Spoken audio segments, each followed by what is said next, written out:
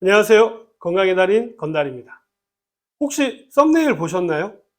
냉장고에 넣어둔 음식에 곰팡이가 조금 피었는데 버리기가 아까워서 곰팡이 부분만 도려내고 먹어도 괜찮을까요?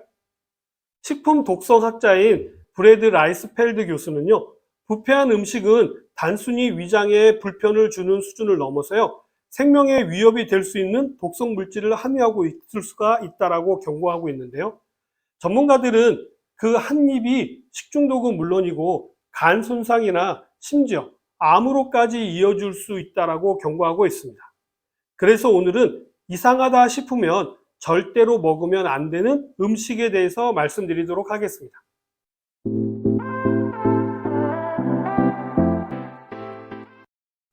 미국 콜로라도 주립대 식품 독성학자인 브래드 라이스 펠드 교수는요, 호주 비영리 매체인 더 컨버세이션에 기고한 글에서 부패한 음식은 단순히 위장에 불편을 주는 수준을 넘어서 생명에 위협이 될 수 있는 독성 물질을 함유하고 있기 때문에 겉보기에 이상이 없어 보여도요, 절대 안심해서는 안 된다라고 이야기하고 있습니다.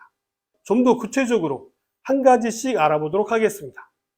곡물이나 견과류는요, 습도와 온도 변화에 아주 민감한 편인데요. 활성수분 수치가 낮은 편이라 일반 세균보다는요, 곰팡이가 번식하기가 쉬운데요. 곰팡이에는요, 마이코톡신이라고 하는 독성 화합물이 만들어지고 있는 것입니다. 옥수수라든지 쌀이나 땅콩 등에 자주 발생하는 일부 곰팡이는요, 아플라톡신이라고 하는 아주 무서운 독소를 만들어내는 곰팡이도 있습니다. 이 아플라톡신은요, DNA와 결합해서 돌연 변이를 일으키고 반복적으로 노출될 경우에는 간세포를 손상시켜서요, 간암 발생 위험을 높이는 아주 무서운 독입니다. 특히 B형 간염 보균자처럼 간질환 위험 요인이 있으신 분에게는요, 아주 치명적으로 문제를 일으킬 수가 있게 되죠. 푸사리움 속균은요, 밀이나 보리, 옥수수 등에서 잘 자라고요, 습한 환경에서 활발히 번식을 하게 되는데요. 이 균은요, 트리코테신과 푸모니신 B1과 같은 독소를 만들어서요, 세포막 기능을 방해하고 장기적으로 간과 신장에 손상을 줄 수가 있는 무서운 독입니다.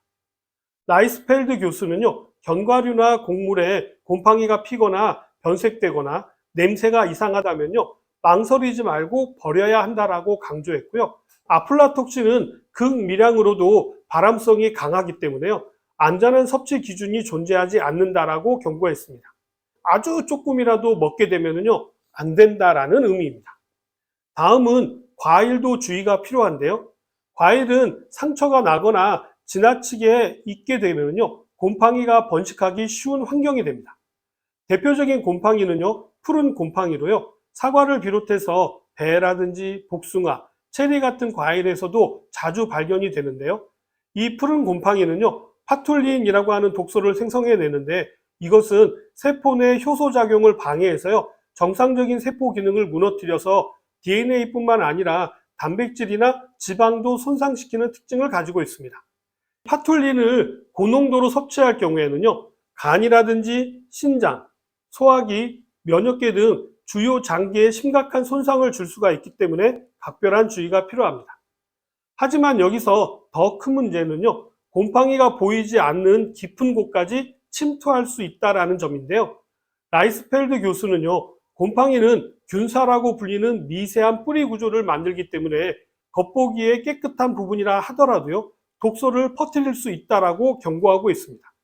특히 복숭아나 베리류처럼요, 부드러워서 쉽게 상하기 쉬운 과일은요, 곰팡이가 내부까지 빠르게 퍼질 수가 있기 때문에 겉으로 보기에 멀쩡해 보여도요, 전량 폐기하는 것이 좋다라고 이야기합니다.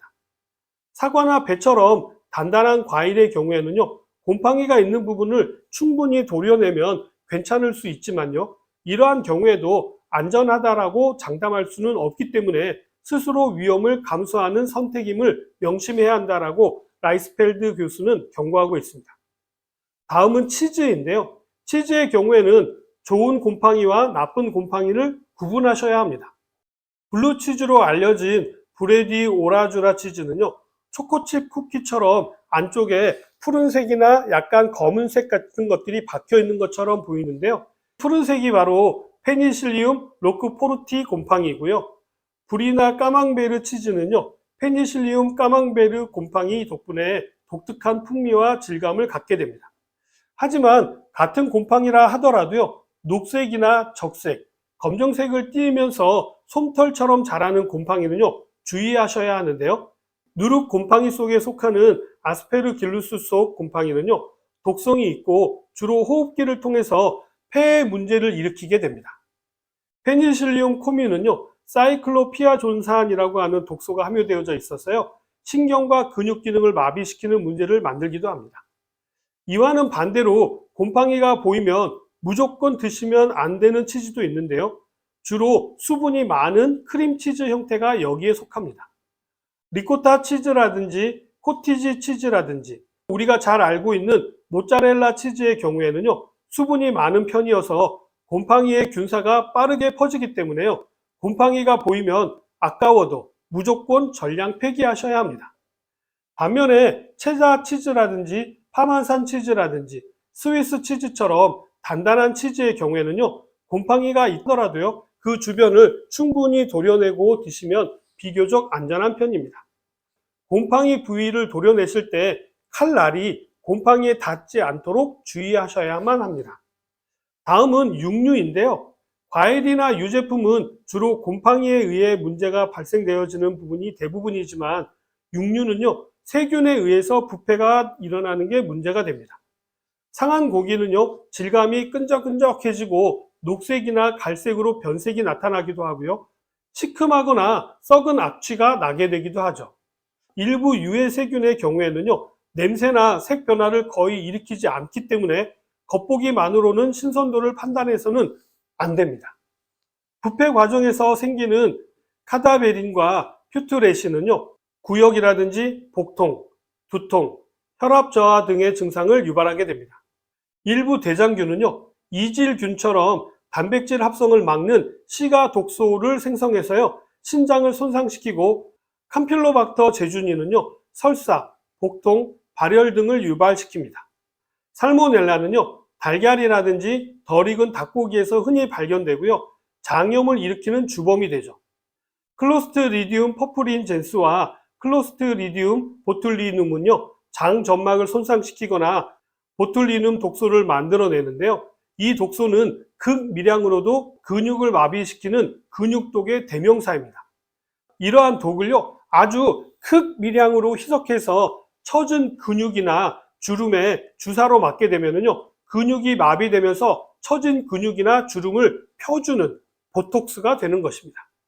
육류의 경우에는요, 냉장고에 오래 보관하신다거나 냉장고에서 꺼내 가지고요, 실내에 오래 두게 되면요, 세균이 아주 폭발적으로 증가하기 때문에 냉장고에서 꺼내게 되면요, 바로 조리하시는 것이 중요하고요, 냉동된 육류도 해동을 하게 되면요, 이때도 세균은 엄청나게 많이 증식하기 때문에 최대한 해동 시간을 짧게 가지는 것이 좋고요, 한번 해동한 육류는요, 다시 재냉동을 하지 않는 것이 중요합니다.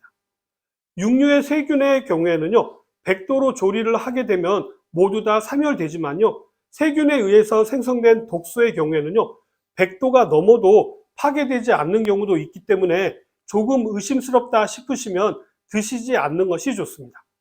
곰팡이가 만들어낸 마이코톡신은요, 열에 매우 안정적이고요, 아플라톡신과 파툴린과 같은 독소는요, 100도씨 이상의 온도에서도 파괴되지가 않고 간이라든지 신장을 손상시키게 됩니다.